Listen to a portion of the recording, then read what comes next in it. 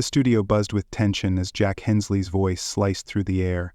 "So, Karoline, when the cameras stop rolling, do you still pray to a god you can't prove exists?" The question hung there, sharp and deliberate, a spark waiting to ignite the dry tinder of the Voices of the Nations set. Karoline Leavitt sat across from him, unflinching, her posture rigid with purpose. The audience held its breath, eyes darting between the two figures locked in a silent standoff. This wasn't just a debate, it was a collision, a moment that could unravel everything. Jack smirked, leaning closer, daring her to flinch. She didn't. Instead, her lips curved into a faint, knowing smile, the kind that hinted she'd been waiting for this. What did she have that he didn't see coming? The room pulsed with curiosity, every whisper and shuffle amplifying the stakes. The Voices of the Nations studio was alive with energy, a battleground disguised as a talk show. Karoline, the newly appointed White House press secretary, the youngest ever, faced Jack Hensley, a journalist whose reputation preceded him like a storm cloud. He'd spent over 30 years tearing into politicians, peeling back their polished exteriors with questions that cut to the bone. Tonight, he'd set his sights on her. Karoline had climbed the ranks fast, assistant press secretary during Trump's first term, congressional candidate in New Hampshire in 2022, and national press secretary for Trump's 2024 campaign. She was no stranger to scrutiny, but this was different. Jack wasn't here to talk policy, he wanted blood. Jack Hensley, 55, leaned back in his chair, his lanky frame draped in a dark suit. His hair, streaked with gray, framed a face that rarely softened. His voice carried a calm authority, but there was a bite beneath it, a subtle mockery he wielded like a weapon. He didn't believe in God, didn't trust anything he couldn't measure, and he'd made a career out of exposing what he saw as delusion. To him, Karoline's faith wasn't just a quirk, it was a flaw, a crack in her armor he intended to pry open. His eyes narrowed as he watched her, sizing her up like a predator circling prey. Karoline met his gaze without blinking. Her blonde hair caught the studio lights, but it was her eyes, sharp, unyielding, that held the room. She'd faced tougher rooms than this, stared down critics who called her too young, too brash, too loyal to a polarizing figure like Trump. But Jack was different. He didn't shout or grandstand, he dissected. She could feel the weight of his skepticism pressing against her, testing her resolve. The audience sensed it too. A ripple of murmurs spread through the crowd, heads tilting forward as if drawn by an invisible thread. Millions watched through YouTube live streams, the footage fair game under laws that let creators analyze and critique. The chat exploded with comments. "Jack's about to end her," one wrote. "Karoline's too smart for him," countered another. The producers hovering behind the cameras exchanged glances. They'd billed this as a clash of ideals, faith versus reason, belief versus doubt, and they knew it could go viral, but no one knew how far it would spiral. Jack tapped his pen against the desk, a faint rhythm that echoed like a countdown. Karoline adjusted her mic, her fingers steady, her expression composed. She was ready. The tension wasn't just in their words, it was in the air, in the way Jack's jaw tightened when he spoke, in the way Karoline's shoulders squared as she listened. The audience leaned in, some clutching their seats, others whispering predictions. A woman in the front row bit her lip, her eyes wide.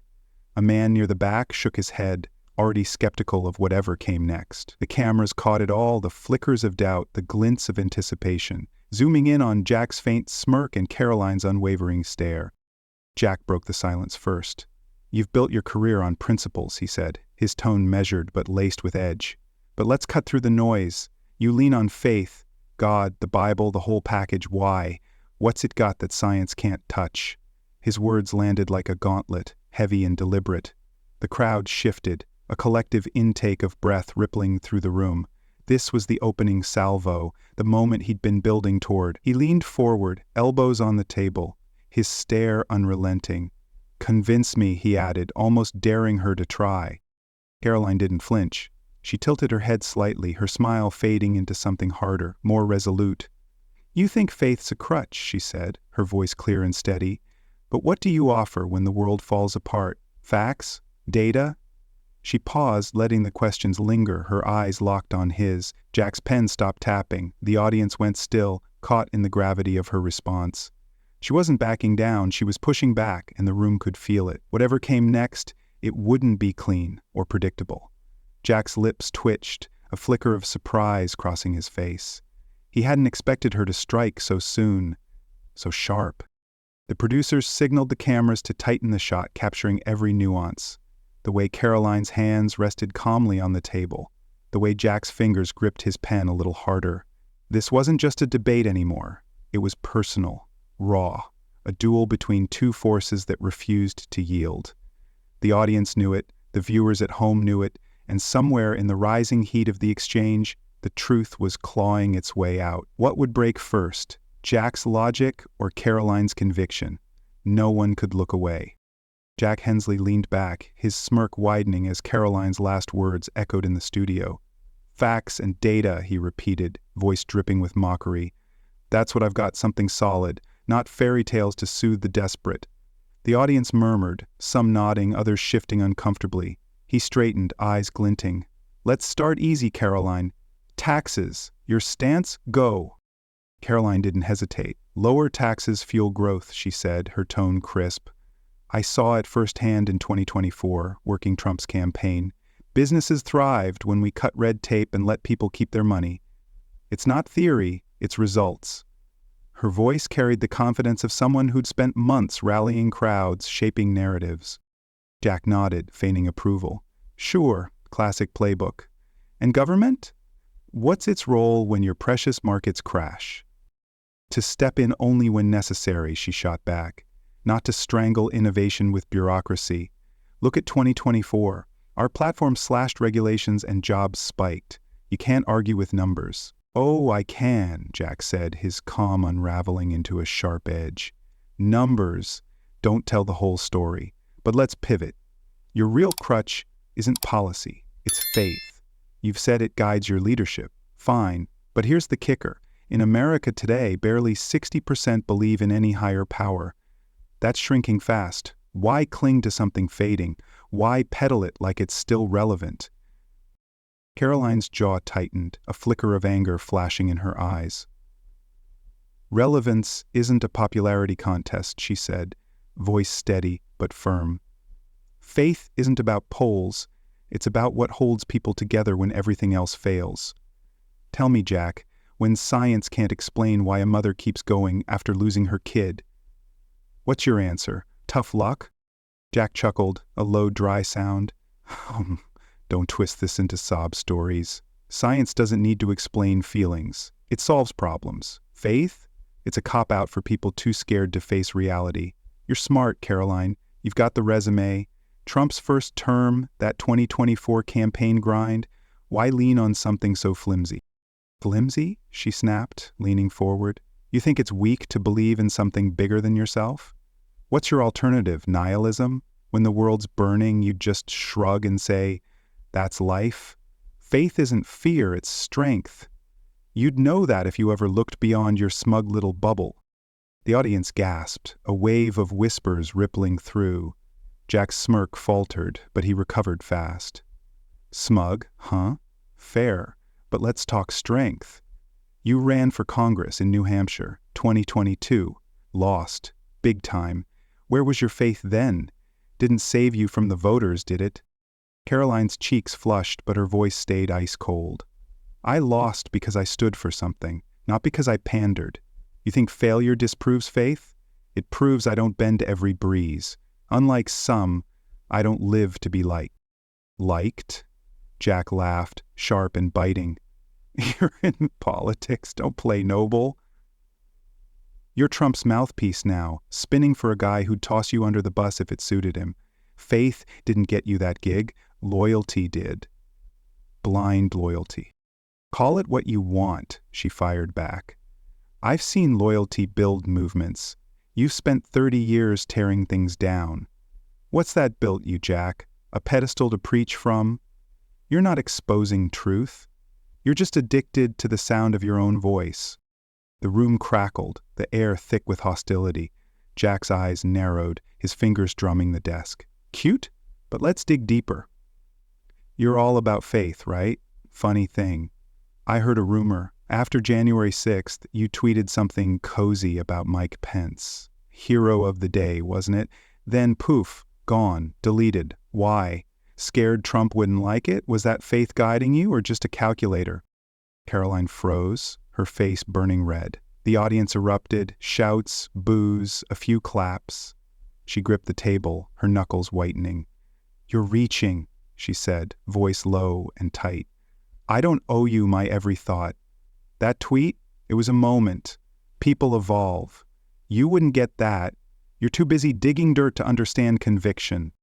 "Conviction?" Jack scoffed, leaning in close. "Or convenience. You scrubbed it to stay in Trump's good graces. Don't preach faith when it's just a prop. Admit it, you'd ditch God himself if it got you a win." "Enough!" Karoline slammed her hand down, the sound echoing. "You don't get to judge me. You sit there, smug and safe, tearing into people who actually fight for something. What's your fight, Jack? Proving you're the smartest guy in the room? I'd rather lose 1,000 races than live like that." Jack smirked, unshaken. "Fight? You're a soldier for a cause that's half marketing. Faith's your brand, Karoline. That Pence slip-up, it's proof. You're not a believer, you're a performer. And you're a coward," she hissed. "You attack because it's easy. Ever tried building anything? Ever risked anything? No, you just snipe from the sidelines. Faith isn't my brand. It's my backbone. You wouldn't know the difference." The audience roared, split down the middle, half cheering, half jeering. Jack leaned back, his smirk tighter now, less certain. "Backbone, huh? We'll see. You're good at dodging, I'll give you that. But I've got more. Let's test that spine of yours." Karoline glared, her breath steadying. "Bring it," she said, voice like steel. The crowd hushed, sensing the storm wasn't over. Jack tapped his pen once, twice, then stopped. He'd thrown a punch, but she'd hit back harder. The producers signaled the cameras to zoom in. Every twitch, every glare was gold. This wasn't policy talk anymore. It was a cage match, and neither was backing down. Jack Hensley's last jab hung in the air, his smirk daring Karoline to crack. But she didn't. She took a slow breath, her eyes narrowing as she leaned forward. "You want to test my spine?" she said, her voice low but cutting. "Fine. Let me tell you about someone who showed me what faith really means, not the version you twist into a punchline." Jack raised an eyebrow, his pen hovering over the desk. "Oh, this should be good," he muttered, loud enough for the mics to catch. The audience tittered, but Karoline ignored it. "Her name was Ellen Harper," she began, her tone softening but firm. "I met her in Nashville, back when I was a legislative assistant. She was 70, quiet, unassuming. You'd pass her on the street and never guess what she'd been through. Her husband and 2 sons, gone. Wiped out in a car wreck. One minute, she's planning a family dinner. The next, she's burying them all." Jack rolled his eyes. "Tragic," he said, voice flat, "but I'm not here for a tearjerker." "What's the point?" "The point," Karoline snapped, her gaze locking onto his, "is what she said to me. I asked how she kept going, how she didn't just give up. She looked me dead in the eye and said, 'Faith isn't about proof. It's what keeps me standing when there's nothing left to prove.' That's not a slogan, Jack. That's real." The audience went quiet, a few heads nodding. Jack snorted, leaning back. "Real? It's a nice story, Karoline, touching even, but it's meaningless. She clung to faith because she couldn't handle the truth. Life's random, brutal, and there's no cosmic safety net. You're peddling the same delusion." "Delusion?" Karoline's voice rose, sharp and unyielding. "You think it's delusional to find meaning when everything's stripped away? Ellen didn't collapse. She built something out of nothing. That's not weakness, that's power. You'd rather people just curl up and die?" "Don't put words in my mouth," Jack shot back, his calm cracking. "I'd rather they face facts than lean on fairy tales. You're the one romanticizing it, turning a coping mechanism into some noble crusade. It's not power, it's denial." "Denial?" she fired back. "You're the one in denial if you think facts alone get people through the dark. Ellen's faith wasn't a crutch, it was her spine. What's yours, Jack? Cynicism? That's a pretty shaky foundation." The crowd murmured, split, Some clapping, others scoffing. Jack's lips twitched, his fingers tightening around his pen. "Spine, huh? Let's talk yours, then," he said, his voice dropping to a dangerous calm. "I've got something you might not like. A little audio from your 2022 campaign. New Hampshire, remember? When you lost?" Karoline's eyes narrowed, a flicker of unease crossing her face. "What are you playing at?" she asked, her tone wary. Jack reached into his jacket, pulling out his phone. "Oh, you'll see," he said, tapping the screen. A crackly recording filled the studio, Karoline's voice, younger, tense. "Look, sometimes I've got to say what voters want to hear, even if I don't buy it 100%. It's politics." The clip cut off, leaving a stunned silence. Jack grinned, triumphant. "That's you, right? Caught on tape. Don't buy it 100%. So tell me, Karoline, your faith, Ellen's faith, is it real or just a line you sell to win votes? Because that sounds like a prop to me." The audience exploded. Shouts, gasps, a few boos. Karoline's face flushed, her hands clenching into fists. "You slimy bastard," she hissed, barely audible over the chaos. Then louder. "That's out of context. You think you can cherry-pick a moment and define me?" "Define you?" Jack yelled, slamming his hand on the desk. "You defined yourself. Don't buy it 100%. Your words, not mine. Faith's a sham for you, a tool to play the game. Ellen's story, just a feel-good script to dodge the truth. You're a fraud." Karoline shot to her feet, slamming the table so hard the mics rattled. "You don't get to judge me," she roared, her voice shaking with fury. "You sit there, smug and untouched, like you've got all the answers. What do you know about loss? Have you ever woken up wondering why you're even alive? I have. Ellen did. You don't get to spit on that because you've got a damn recording." The studio erupted. Screams, jeers, a woman in the back yelling, "Shut him down!" Jack leapt up, matching her stance. "Loss," he bellowed. "Don't lecture me. I've buried people too, but I didn't need a ghost in the sky to deal with it. You're the one hiding behind faith, behind lies, because you're too scared to admit it's all bullshit." "Scared?" Karoline laughed, bitter and wild. "You're the coward. You tear people apart because you can't stand them having something you don't. I'd rather believe and be wrong than live like you, empty, smug, and miserable." The crowd went berserk, half on their feet, voices clashing in a wall of noise. "Liar!" someone shouted. "Take him down!" yelled another. The producers scrambled, one barking into a headset. "Cut to commercial now!" A cameraman stumbled, nearly dropping his gear as the chaos swelled. Jack pointed at her, his face red. "Empty? At least I'm honest. You're a hypocrite, preaching faith while you bend it to fit your career. That tape proves it." "Honest?" Karoline snarled, stepping closer, the table the only barrier. "You're a vulture, picking at people's lives for clicks. That tape's a snippet, years ago, under pressure. I've fought for what I believe every damn day since. Can you say the same?" "Fought?" Jack sneered. "You flipped from Pence to Trump faster than a weather vane. Faith didn't guide that, ambition did. Own it!" "I own my choices," she shouted, her voice raw. "I've grown, I've learned, something you wouldn't understand. You're stuck, Jack, dissecting everyone else because you're too afraid to look at yourself." The audience roared louder, a mix of cheers and curses. A producer waved frantically, but no one cared. Jack stepped around the desk, closing the gap. "Afraid? I'm not the one clinging to myths to feel big. You're exposed, Karoline. Deal with it." "Exposed?" she spat, meeting him halfway. "You're the one exposed, pathetic, bitter, and alone. Keep your tape. It doesn't change who I am." The mic screeched as they stood inches apart, breathing hard, the crowd a tidal wave of noise. The screen flickered. Commercial break, but the damage was done. This wasn't just a debate anymore. It was war. The voices of the nation's studio plunged into chaos as the screen faded to black, a jarring ad for car insurance cutting off the shouting match. Jack Hensley ripped off his mic, his face a mask of stone, and stormed out without a word, his footsteps echoing in the stunned silence. Karoline Leavitt slumped back into her chair, chest heaving, her hands trembling slightly as she stared at the spot where he'd stood. The audience buzzed, voices overlapping, some cursing, others cheering, But the cameras were off and the producers were already scrambling. "Get the clips ready," one barked into a headset. "This is going live now."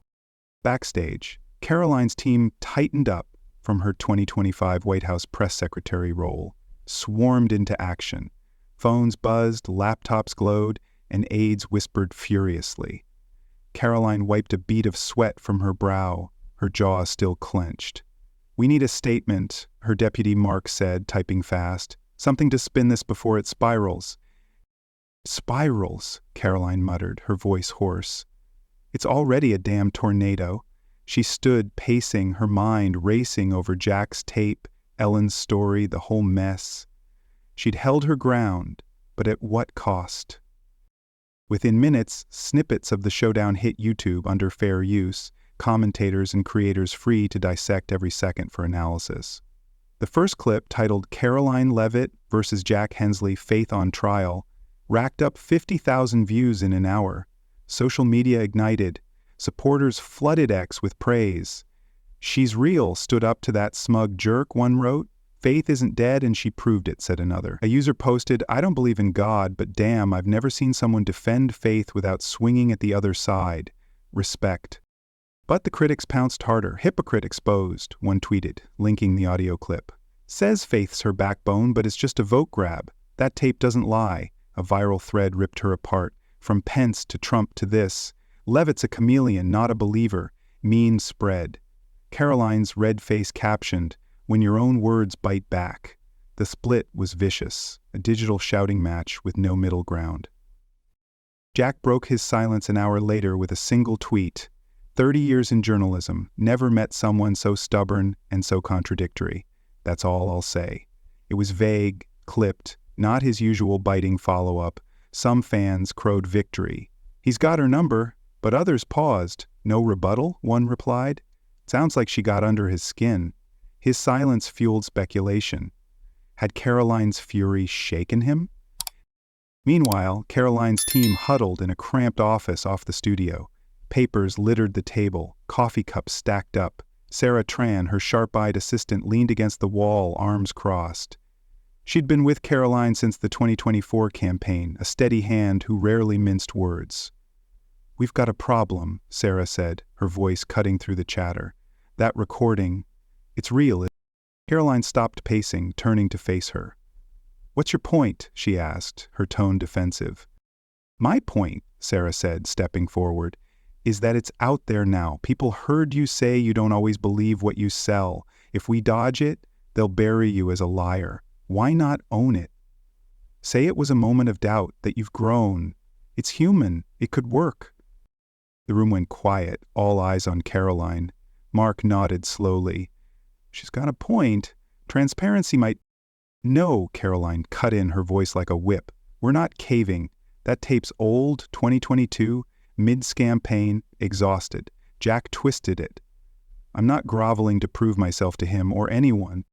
Sarah's brow furrowed. "It's not groveling, it's strategy. You went out there preaching faith, Karoline. That clip undercuts it. If you ignore it, you look like a fraud. We can control this, but not if you stonewall." "I said no," Karoline snapped, her eyes blazing. "I'm not some rookie who bends at the first hit. I meant every word about Ellen, about faith. That tape doesn't change who I am now." "Doesn't it?" Sarah pressed, her voice rising. "You told the world faith's your rock, but you've admitted on tape you play the game. People won't let that go. We're drowning out there, and you're tying our hands." "Drowning?" Karoline laughed, sharp and bitter. "We're fighting. You want me to wave a white flag because Jack dug up dirt? That's not how I work. You should know that by now." Sarah threw up her hands. "I know you're stubborn as hell, but this isn't just about you. We're a team, and you're leaving us scrambling. If you won't adapt, this blows up in all our faces." Mark stepped in, voice low. "She's right, Karoline. The optics are brutal. X is a war zone. Half love you, half hate you. We need a play here." Karoline glared, her breath heavy. "The play is, we stand firm. I'm not apologizing for being human. Jack wants me to crack. He doesn't get that win. Prep the statement, the tape's old news. My faith's real. End of story.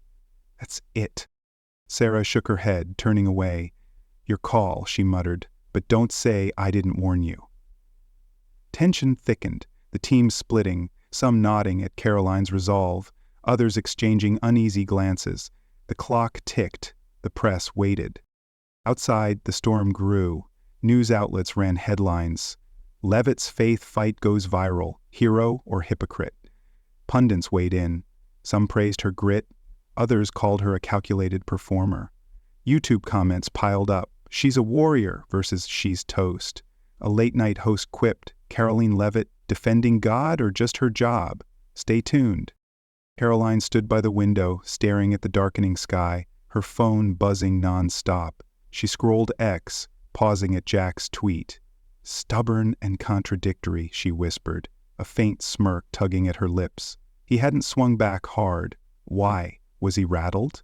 She shoved the thought aside.